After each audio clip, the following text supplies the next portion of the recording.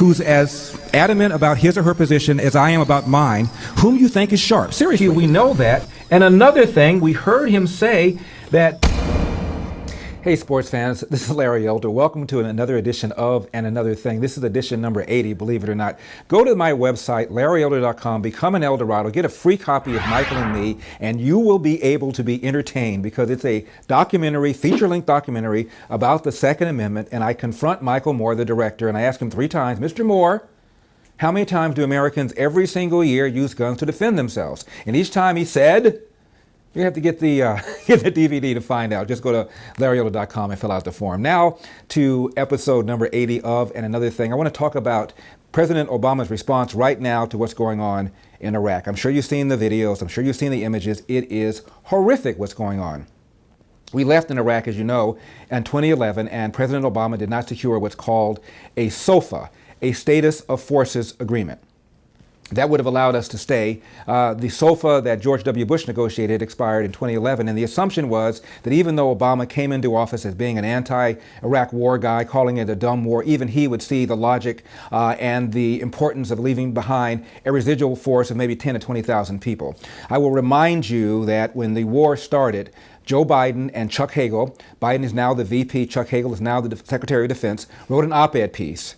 And they said, we're going to be in Iraq at least 10 years, and we're going to have a residual force thereafter. And President Bush needs to prepare the American people for that. Now, obviously, those two guys have done a 180, but that's what the thinking was back then.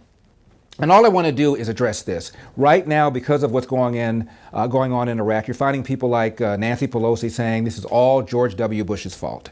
I want to address just that part of it. 2 parts of it. First, the Bush lied, people died part. Let's remember this. That regime change was the official doctrine of this country from 1998 when President Bill Clinton was in office. A whole bunch of people assumed he had stockpiles up to and including Sandy Berger, the then National Security Advisor. Hillary Clinton thought he had them. Howard Dean thought he had them. The international community thought he had them. Bill Clinton assumed that he had them. George Tenet, the CIA director, who was retained by George W. Bush, assumed that he had them.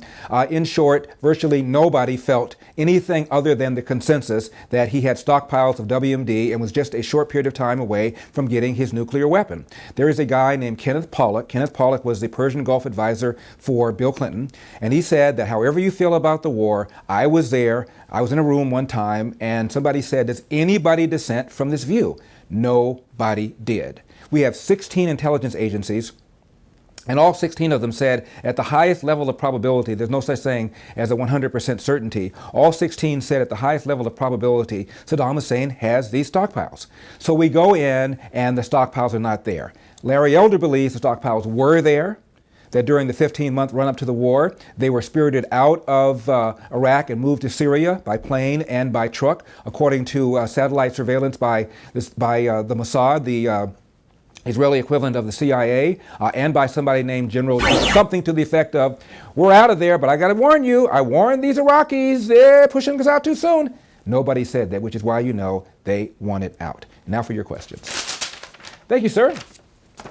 Val is from Inglewood. Hey, Larry, on the show recently, you've been talking a lot about double standards. Tell me about it. Do you think this has anything to do with the Democrats' history of being aligned with the Klan?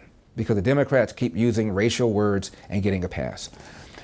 Well, frankly, I think most people are completely unaware that the Democrats have a racist past. Most people in this country are unaware that Democrats founded the Klan. Most people are unaware that Democrats oppose, sometimes unanimously, the 13th, 14th, and 15th Amendments. These are the amendments that freed the slaves, that gave the newly freed slaves citizenship, and gave the slaves, at least on paper, male slaves anyway, the right to vote.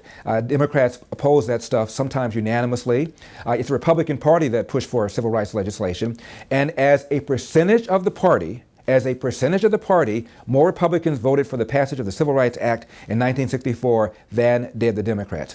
Ironically, it was the segregationists that is the reason that JFK went down to Dallas in November in 1963. That was a political trip to patch up 2 factions, the integrationist faction and the segregationist faction of the Democratic Party. Had it not been for that dispute, Kennedy might not have been in Dallas that day. I hope you enjoyed this small excerpt. If you want to see the full video, got to be in El Dorado. Go to my website, LarryElder.com, log in, fill out the form. It'll cost you about $4.75 a month, or about the price of a mocha frappuccino latte at your favorite coffee house. As you can tell, I don't like coffee. I'm a tea drinker. See you next time.